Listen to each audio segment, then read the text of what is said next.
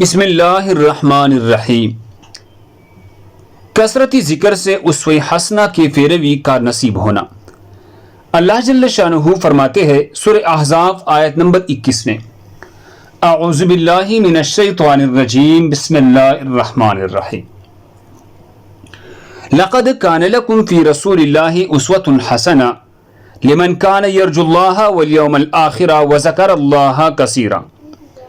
بلا شبہ یقیناً تمہارے لیے رسول اللہ صلی اللہ علیہ وسلم میں اچھا نمونہ ہے، اس کے لیے جو اللہ تعالیٰ اور روز آخرت کی امید رکھتا ہوں اور اللہ کا ذکر زیادہ کرتا ہوں۔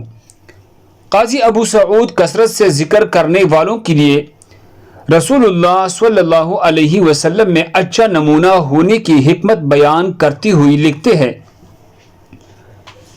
ذکر الہی پر مداومت یعنی ہمیشگی نبی اکرم صلی اللہ علیہ وسلم کی اطاعت گزاری تک پہنچا دیتی ہے، اور اس طرح ان حضرت صلی اللہ علیہ وسلم کی اسوہ کی پیروی نصیب ہوتی ہے۔ تفسیر ابی سعود جلد نمبر 7 صفحہ نمبر 96 پر یہ حوالہ موجود ہے۔